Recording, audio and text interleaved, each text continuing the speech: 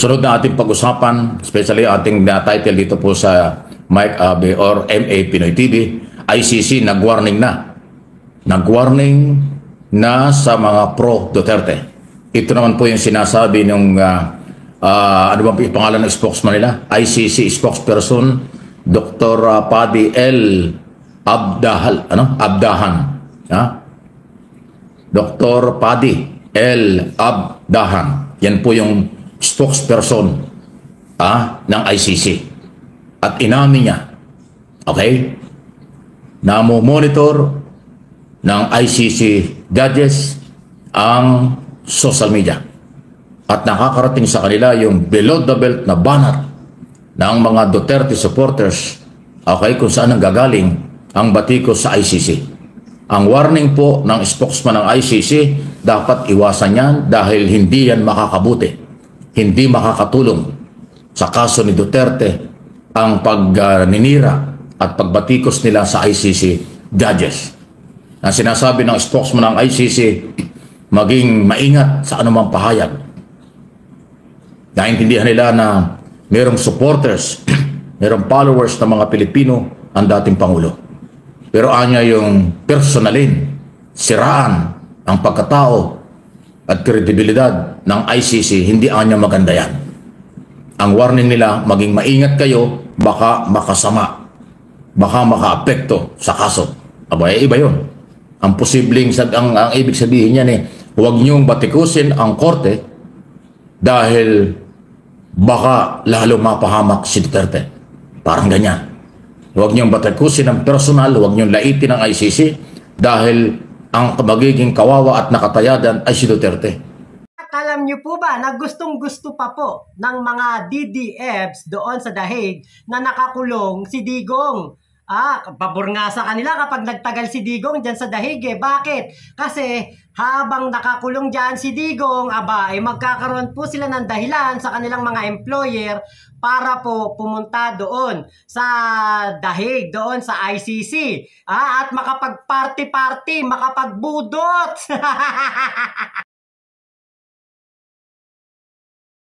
Happy birthday, Tatay Digong!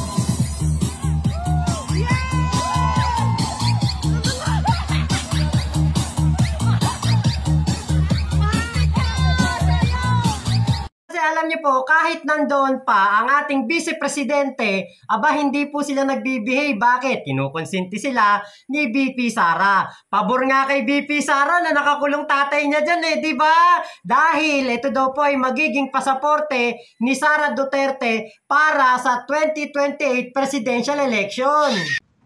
Kailangan gawin. Kahit po sinasaway na sila ng mga pulis doon sa ICC sa The Hague, sa Netherlands, ay wala po silang pakialam. Etong si Sara, si Harry Roque at si Robin Padilla, tuloy pa rin ang pagiging paggaganap ng mga political rally, ng mga pag-speech ni Sara, paninira sa gobyerno, paninira sa ICC, paninira sa abogado ng mga biktima ng EJK ng kanyang ama. Nako, VP Sara, baka ikaw na ang susunod na hulihin dyan sa The Netherlands. Sa halip na magkaroon pa ng consideration, baka mawala yun. Kasi matindi ang batikos dito sa nakalipas na 2 linggo. Halos magtatatlong linggo na. Mula nang maaresto noong March 11 at dumating ng March 12 sa ICC detention facilities si dating Pangulong Duterte. Ayan So, inire-relay ko lang ito sa inyo para hindi ito pananakot, para sa inyong kaalaman lang. Para malaman lang ninyo na hindi na nagugustuhan ng ICC ang inyong mga batikos sa social media na yung kanilang mga pagkatao at kanilang trabaho ay pinakikialaman na ninyo. Hindi po mapipreso, yan po sinasabi, hindi nagpapapreso ang ICC sa kahit kanino dahil sila ay sumusunod sa international law.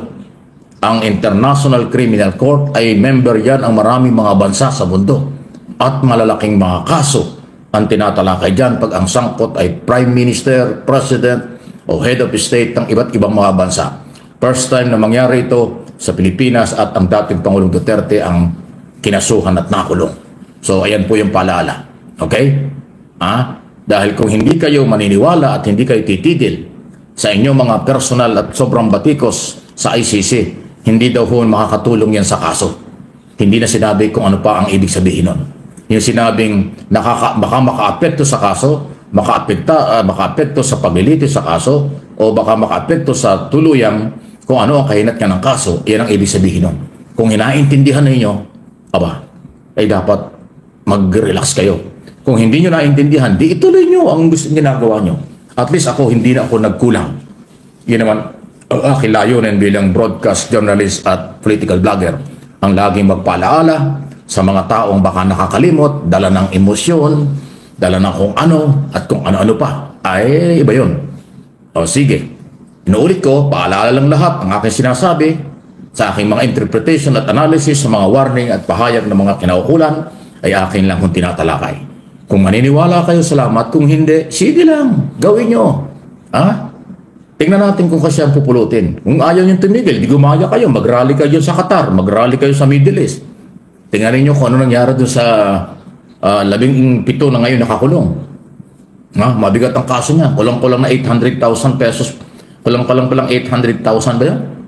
Pero pag sa pera dito, abot ng 1 milyon bawat isa. Sino ngayon gagastos dyan? So, gobyerno. Hindi naman kasalanan ng Philippine government ang inyong pinaggagawa. Kayo ang merong, dapat yan, ang gumagastos ay ang mga Duterte. Dapat yan, kayong mga OFW na nag-organisa ng rallying yan, kayong mga nanawagan para sa rallying yan, kayo ang dapat na gumastos. Huwag ang pera ng taong bayan. Kasi pag tumulong ang gobyernong Pilipinas, diyan sa kalagayan ng 17 OFW yan, pera ng mamamayang Pilipino ang gagastusin. Hindi naman kasalanan ng mamamayang Pilipino yan. Dahil kayo ang may kagustuhan ng rally yan. Kung sino nag-organize, sino nag-utos sa inyo, yan ang inyong lapitan. Yan ang dapat gumastos. Yan ang dapat managot doon sa lahat ng pangailangan, lawyer, yung penalty, at saka yung posible yung pagkakakulong pa, at yung baka dumadeport pa yan. Di ba? Yung sa Qatar ang pinag-usapan natin, halimbawa na yan. Kung sa Qatar, hinuli kayo dahil bawal ang political rally doon, posibleng sa maraming mga bansa diyan sa Middle East, pag nagtuloy kayo ng inyong mga rally, ganyan din ang aabutin nyo. Kasi yung magiging isang president na, magiging isang matinding warning sa ating lahat, yung ginawa ng Qatar government, na wala silang pakaalam sa kung anong inyong pinaglalaban at inyong gusto sabihin. Basta bawal sa kanila ang political rally. Labag sa kanilang kultura at mga batas. Ang laking problema niya. Okay? Lang naman po talaga na sila ang mag-shoulder ng multa na kailangan nilang bayaran at ang pagkakaalam ko ay napakalaking halaga po. Nasa kalahating milyon ang kailangan nilang imulta diyan sa Qatar government dahil po sa ginawa nilang panggugulo. Ang pagkakaalam ko po, bibigyan lang sila ng abogado, bibigyan lang sila ng mga taong aasiste sa kanila habang sila'y nakakulong. Pero hindi ko sure kung babayaran ba ng ating gobyerno ang multa na kailangan nilang bayaran dahil nga po kapag binayaran niya, naku po, napakalaking halaga. Tapos tayong taxpayer ang magbabayad. Damay tayong mga pro-BBM. Hindi pwede yan. Doon kayo humingi ng pera kay Digong. Ngayon, sabi ng Department of Foreign Affairs, ginagawa na nila ng paraan. Ayan, gastos na naman, abala pa. Hindi naman kayo matitiis ni Pangulong Marcos kasi Pilipino kayo. Pero sino bang nagbigay ng problema? Hindi ang gobyerno. Kung hindi, kayo rin. Masyado kayo nagpagamit, naman ang sinabi ko, masyado kayo nagpapagamit sa isang pamilya, hindi naman kayo kilala. Ang tanong, kayo ba'y kilala ng mga Duterte? Kayo ba'y tutulungan ng mga Duterte pag nagutom kayo? Kayo ba'y tutulungan ng mga Duterte pag nakakaso kayo? Tanong lang yan. Baka magaya kayo doon sa mga pulis na ginamit sa tukang. Pinangako ang siyang bahala sa lahat. Nung magkaroon ng kaso, iniwan. Kaya maraming pulis na-dismiss at nakulong. Kasi wala silang pambayad sa abogado. Wala silang pera para panlaban sa kaso. Kaya summary dismissal at pagkakulong ng ibang mga pulis. Na wala yung pangakong siyang bahala. Bahala sa abogado, bahala daw kasi daw ang bahala kapag sumabit. O nagkasabitan na, nagkalaglagan pa. O ganyan din po kayo mga demonstrador. Huwag kayong aasa sa Philippine government dahil hindi kasalanan ng gobyerno ang inyong kasalanan na kinakaharap ngayon sa mga bansa kung saan po pinagbabawal ang rally. Katulad sa Qatar o sa Middle East. Ayan. Okay? So, Yung warning, balikan ko lang yan sa Netherlands, yung warning, kung hindi kakamali, kahapon na report, 3 beses na nag-warning.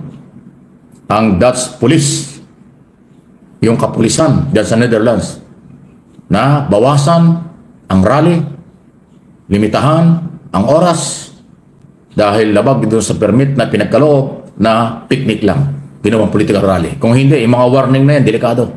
Pag hindi nyo sinunod yan, baka may paglagyan pa kayo, baka mahuli pa kayo. Hindi katulad sa Pilipinas. Ang mga pulis sanay mag-warning. Kung minsan mga pulis pang nabubugbog sa mga rally.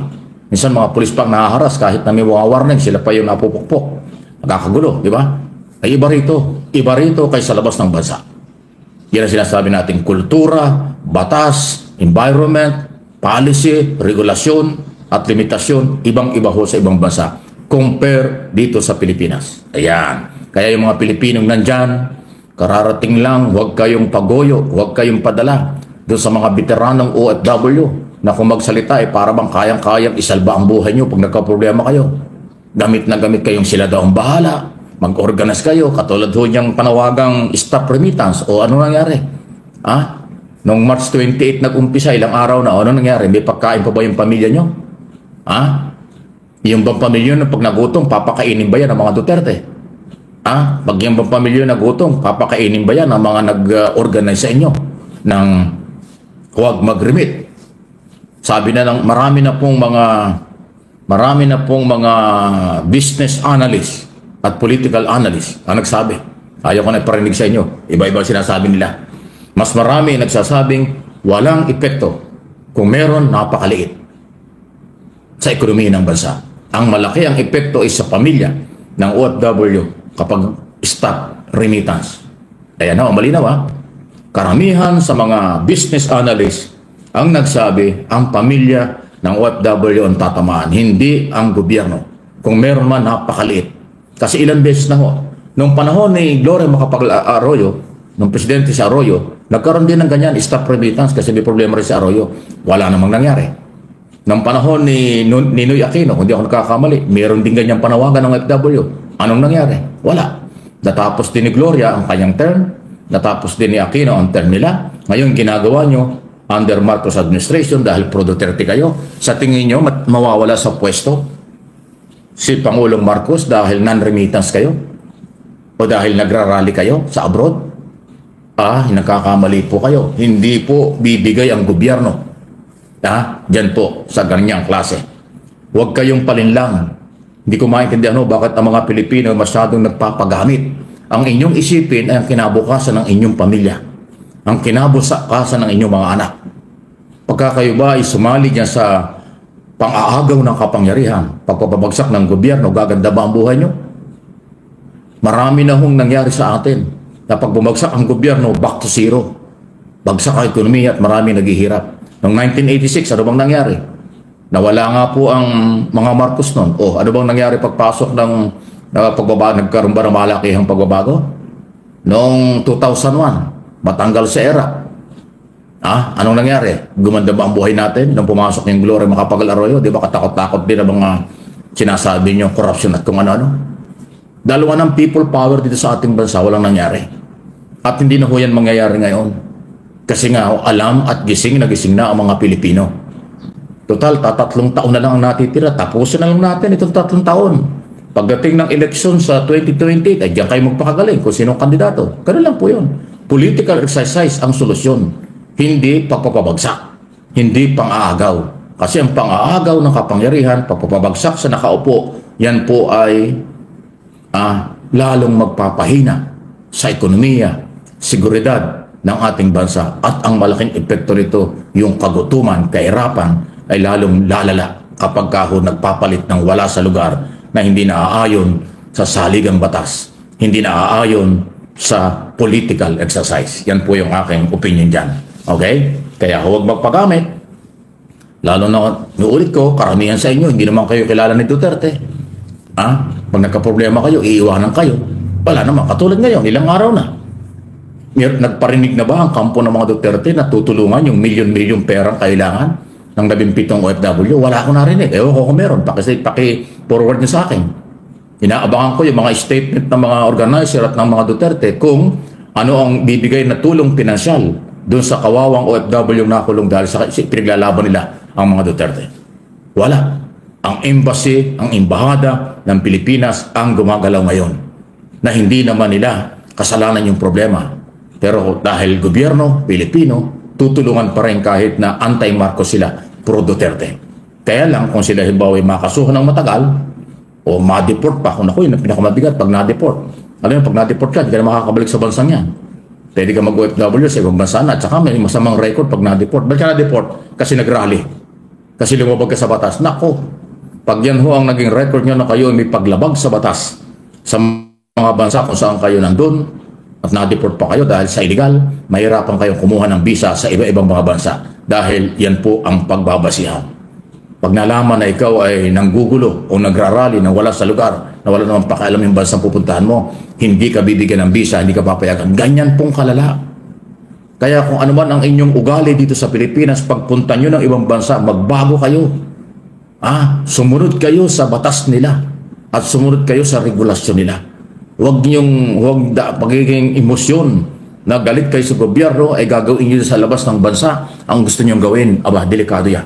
Kayo po ang mahirapan at ang inyong pamilya. Hindi ang Pilipinas. Hindi yung pinaglalaban nyo. Yung pinaglalaban nyo, baliwala sa kanila yan. At yan po ang pinakamalaking pagkakamali ng mga OFW na to dahil kaya po sila nag-abroad ay para sa kanilang pamilya.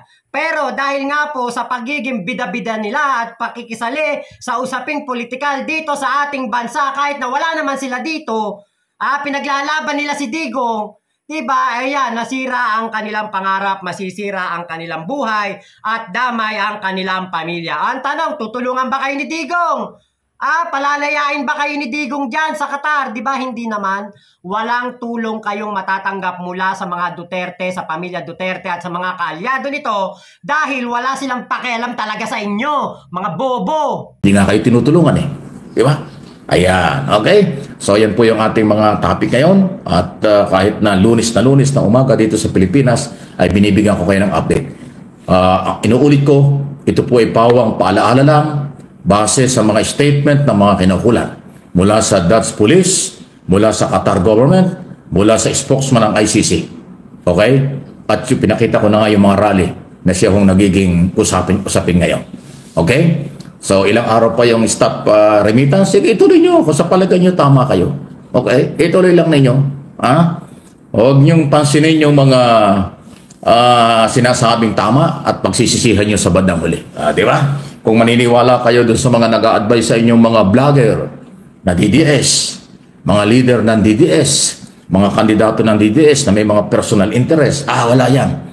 Kalaboso kayo. Pagka nanalo yung mga kandidato nyo na DDS, hindi naman kayo tutulungan ng mga yan. Pag natalo, lalo na. Hindi, wala na sila kailangan. Ba't pa kayo tutulungan? Di ba? Hindi. Yan ho yung mabigat. Bago ang lahat, yung sarili muna. Hindi masama na ipaglaban ang taong bayan, ang gobyerno, kung naaayon sa prinsipyo at katotohanan. Pero kung ang inyong paglalaban sa gobyerno ay dahil gusto nyong palitan ang gobyerno, gusto nyong pabagsakin ang gobyerno, yan ang inyong paniniwala, hindi po mangyayari yan. Kasi, hindi po yan makakabuti sa nakakarami. Ang majority ng mga Pilipino ay matatalino na. Majority ng mga Pilipino naniniwala kung ano ang dapat sa rule of law na tinatawag. Magtiis na lang kayo. After 3 years, mag-i-eleksyon, yan, diyan kayo magpakagaling kung sino inyong kandidato. Pagdating ng eleksyon. Pero sa ngayon, hindi pa ho sapat at hindi ho magtatagumpay ang kasamaan. Dahil ayaw ng taong bayang sila'y maapektuhan ng kasamaang galawan. Sa halip, demokrasya, katahimikan, pagtatagumpay, pagtutulungan, yan po ang mahalaga. Okay? Sige. Ayan po ang ating muling pinag-usapan sa umagang ito. Inuulit ko sa ating dalawang topic, sa ating headline topic ngayon. Okay? Marami tayo laging pinag-usapan, pero ito yung ating recap lang natin. Rally ng OFW, bawal na. Makukulong or papauwiin. Madi-deport pa pag hindi kayo tumigil. Okay? ICC, nag-warning na sa pro-Duterte. Para malaman nyo, kung hindi salit na nanakinig, paki-review lang po ninyo, paki-share nyo, paki-forward po ninyo, at subscribe dun sa hindi pa. na ating mga nakakasama. Okay? Dito sa Mike Abe Opinions at MA Pinoy TV. Okay? Dahil Lunes ngayon, nagsisimula naman ang linggong ito. Good luck sa ating lahat, ang ating tagumpay na naaayon sa ating mga tamang galawan, ang ating inaasahan sa lahat. Okay? God is good all the time. At nako, Sir Mike Abe, gustong-gusto nilang pabagsakin ng gobyerno. Winawalang hiya nila ang ating Pangulong Bongbong Marcos, tinatawag nilang bangag. Pero, ang tutulong pala sa mga Duterte, ang tutulong pala sa mga OFW na nakulong dyan sa Qatar ay walang iba kung hindi ang ating Pangulong Bongbong Marcos pa din. Diba? Yung pa rin ang kanilang inaasahan. Kay Digong, kayang-kayang ipahinto ni PBBM ang paghuli kay Digong. Kayang-kaya daw po. Kung kumbaga isasapalaran ni PBBM ang ating pakikitungo sa ibang bansa. Kaya daw po yan. Pwede daw po yan gawin ni PBBM. Pero bakit naman gagawin ni PBBM yan? Katakot-takot na pangwawalang hiya ang ginagawa ng mga DDS kay PBBM. At dito sa mga nakulong naman na OFW sa Qatar, pagkatapos nilang tawagin bangag si PBBM, pagkatapos nilang alipustayan ng ating Pangulo, pagkatapos nila na batikusin ang ating gobyerno dahil sa ginawang paghuli dito kaya Digong at nadala sa dahig. Ay napakabait pa rin po ng ating Pangulong Bongbong Marcos dahil tutulungan pa rin niya ang mga OFW na ito at obligasyon pa rin ng gobyerno ang kanilang uunahin. Di ba? Obligasyon pa rin kahit nakalabanin niyo gobyerno, wala Di ba? Gobyerno talaga tutulong sa inyo at hindi si Digong. Yan lamang ang katotohanan na ang inyong pinaglalaban, ang inyong pinagsisigawan na si Digong, yung sarili nga niya hindi niya matulungan. Anak nga niya nanganganib na mawala sa pwesto. Tapos uunahin pa kayo mga OFW, mga engot, mga bobo, na sumusuporta sa isang kriminal na dating presidente. Di ba mga bobo kayo? O buti nga sa inyo. Pero, di ba, yung pa rin, tutulungan pa rin kayo ng gobyerno. At baka sakaling bayaran pa yung multa ninyo, yung penalty ninyo dahil sa ginawa nyo yung pagrarally, tapos pera pa naming mga taxpayer ang gagastusin sa inyo. So yun lamang po, maraming salamat sa pagsama nyo dito sa aking vlog na ito. Maraming salamat sa video ni Sir Mike Abe na ating nireaksyonan. Shoutout kay Tol Ryan at kay Daddy Emil at Mami Mameng ng Santa Maria. Ingat po kayo. Mama Chup Chup. Love you, love you. God bless us all. Pilipinas. God first.